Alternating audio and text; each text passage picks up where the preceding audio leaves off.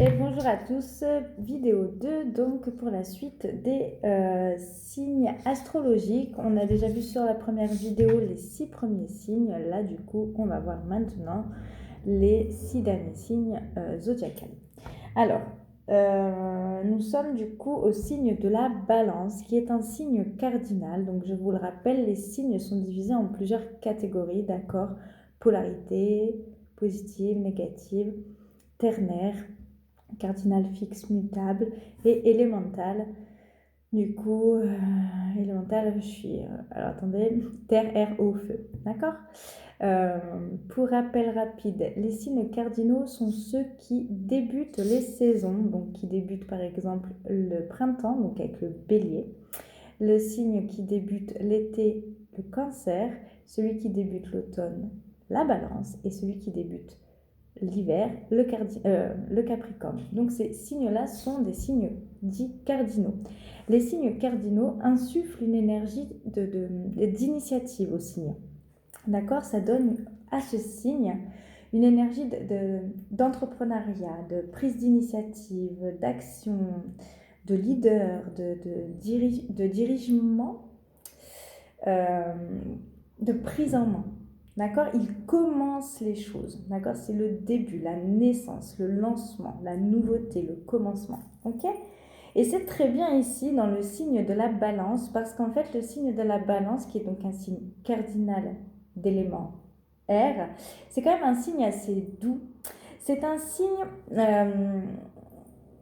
pour le retenir, il a le cul entre deux chaises. Voilà comment on retient, comment on peut retenir l'état principal de la balance. Il est très tourné vers les arts, l'esthétique, les belles choses, le goût de la décoration.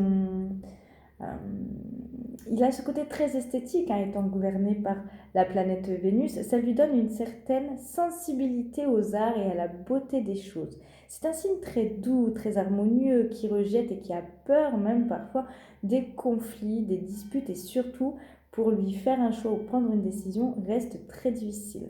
Ce n'est pas un leader né, d'accord? Par contre, il a cette énergie du cardinal et de l'élément R qui va lui donner quand même une capacité de je peux prendre une décision, je peux lancer des choses, d'accord? Et je peux m'ouvrir à d'autres choses. L'élément R ici apporte l'ouverture à d'autres choses, d'accord?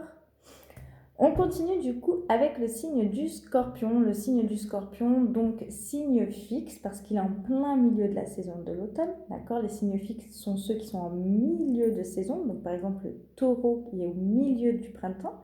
Le lion est un signe fixe qui est au milieu de l'été. Scorpion au milieu de l'automne. Et Verseau au milieu de l'hiver. Donc les signes fixes sont des signes fixes. C'est-à-dire que ça apporte une énergie de fixité, de rigidité parfois, c'est-à-dire que ils sont fixes dans leurs idées, fixes dans leurs projets, fixes dans leur loyauté, fixes dans leur fidélité, fixes dans leurs croyances. Ça apporte une certaine fixation, rigidité, fixité, ça ne se dit pas, mais pourquoi pas, comme énergie dans le signe, d'accord? Le signe scorpion est de l'élément eau, donc les émotions, l'intuition, les ressentis, les perceptions des événements extérieurs, des énergies extérieures. C'est vraiment les eaux ici. L'eau du scorpion, c'est plutôt une eau du fond d'une mer ou d'un océan, vraiment les tréfonds. Là, c'est vraiment l'eau au fond de l'océan, celle qui sort quand il y a des grands remous, quoi, vous voyez? C'est une eau tortueuse, tout ce qu'on veut, c'est une eau obscure. Le signe du scorpion, c'est j'aime m'auto-détruire et détruire l'autre. Mais le signe du scorpion est un signe extrêmement magnétique, extrêmement puissant.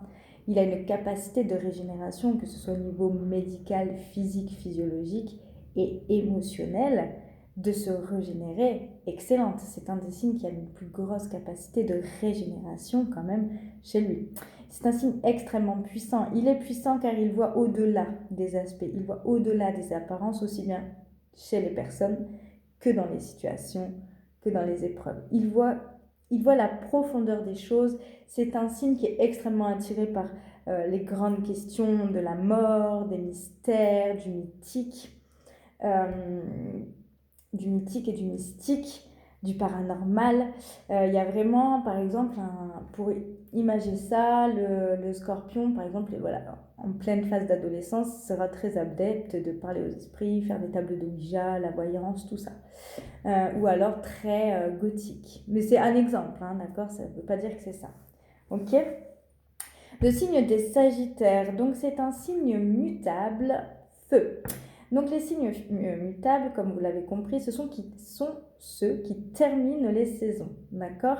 Le Gémeaux pour le printemps, la Vierge pour l'été, le Sagittaire pour l'automne et le Poisson pour l'hiver. Les signes mutables mutent, ils sont en mutation, ils sont des vrais caméléons, ils sont partout à la fois, ils n'entreprennent pas, à la différence du cardinal, ils font plein de choses à la fois. Ce sont des curieux, des épicuriens.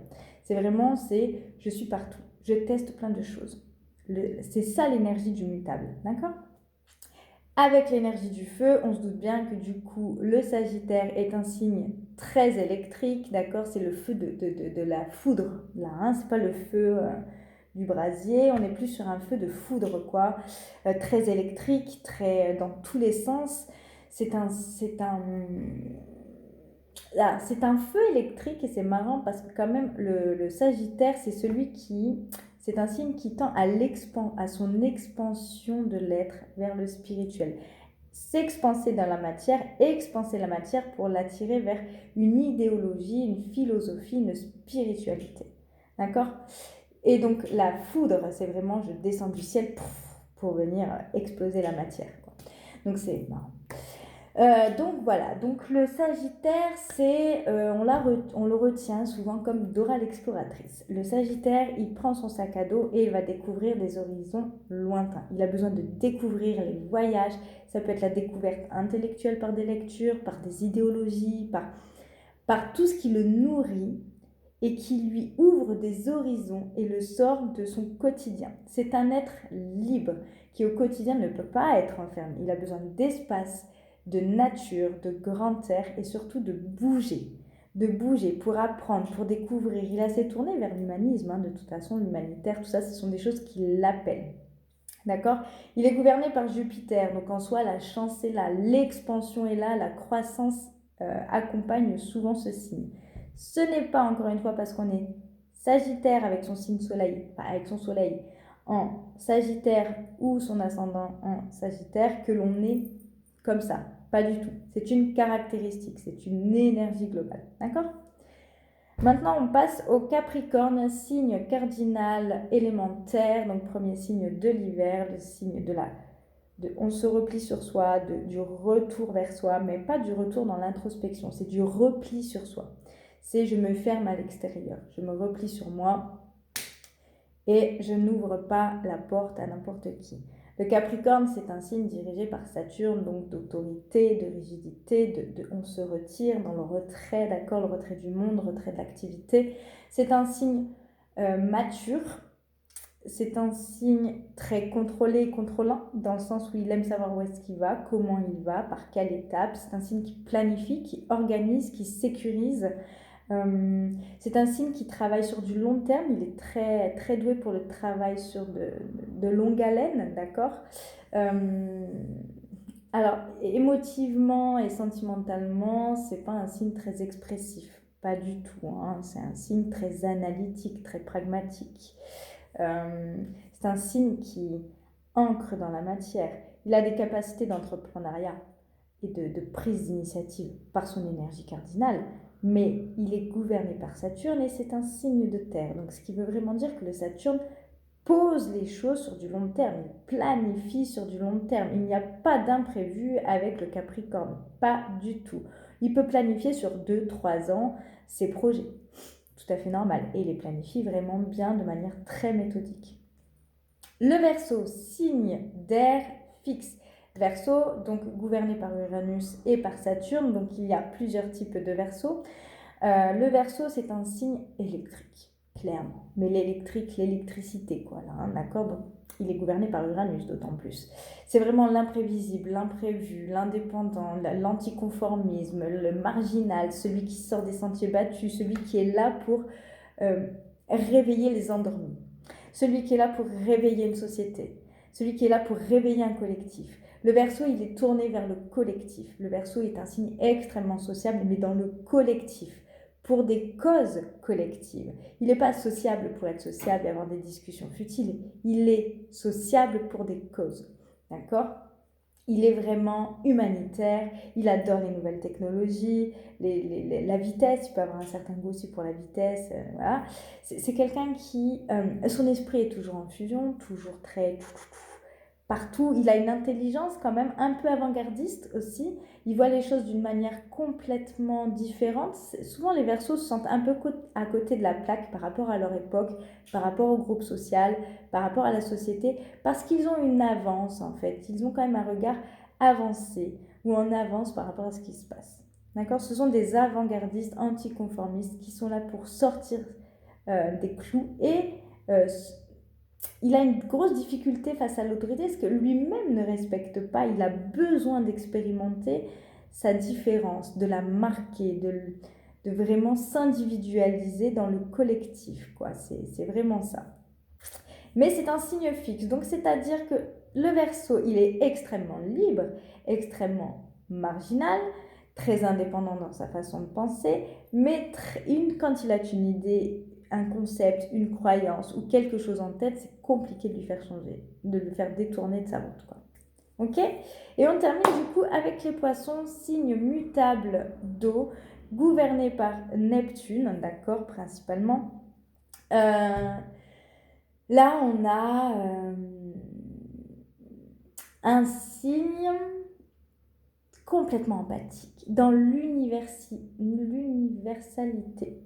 C'est le signe de l'universel, du retour du divin, de la reconnexion de l'être divin. Ils sont extrêmement émotifs, très très très émotifs. La réalité de la vie est parfois trop lourde pour eux et de ce fait, ils peuvent facilement, les Poissons, fuir la réalité, fuir les conséquences de leurs actes, fuir leurs responsabilités, en se noyant dans quelque chose d'autre. Ça peut être des loisirs, ça peut être aussi des paradis artificiels. Le Poisson est quand même généralement sensible au paradis artificiel et à tout ce qui peut lui éviter d'assumer le quotidien, ses responsabilités et les conséquences de ses actes. C'est quelqu'un qui va forcément un petit peu détourner la vérité si jamais elle n'est pas à son avantage. Pas dans le but de mentir ou de manipuler, juste pour ne pas vivre le poids d'un conflit ou de quelque chose de lourd. Tout est facilement très lourd pour le Poisson parce que le Poisson, lui, ne rêve que d'une chose, c'est de se reconnecter à sa part intérieure, sa part divine, de vivre dans son monde et de vivre dans sa bulle. Ce sont des êtres extrêmement compatissants, extrêmement empathiques. Ils ressentent tout mais n'arrivent pas à... Il y a des Poissons, tout dépend de là où on en est, il y a des Poissons pour qui ils ressentent tout, l'environnement, une personne, un lieu, une situation, ils ressentent tout ce qu'il se passe, mais inconsciemment. Donc, ils ne savent pas ce qu'ils sont en train de vivre. Et donc, il y a beaucoup de personnes qui ont un profil Poisson qui se sentent mal en eux et qui ne savent pas d'où ça vient, qui n'arrivent pas à poser de mots dessus parce qu'ils ne savent même pas qu'en fait, ils sont impactés. Ils ne se différencient pas de ce qu'il se passe. Ils font un avec le tout parce que c'est le signe de l'univers. D'accord ? Donc du coup, ils n'arrivent pas à se dissocier de l'autre, de se dissocier d'une situation. Ils sont mutables dans le sens où ils sont partout à la fois. Ils aiment bien aller là où leur désir, leur sentimentalité, leur émotivité les guide, quoi. D'accord ? Voilà, donc c'est vraiment un tour très rapide sur les 12 signes astrologiques. Il y a la première vidéo sur YouTube. Il y aura d'autres vidéos. La prochaine vidéo de ce fait, ce sera sur les maisons. On verra donc déjà les 12 maisons astrologiques, à quoi elles correspondent. Et puis on approfondira de plus en plus l'astrologie. Je vous souhaite à tous une belle journée.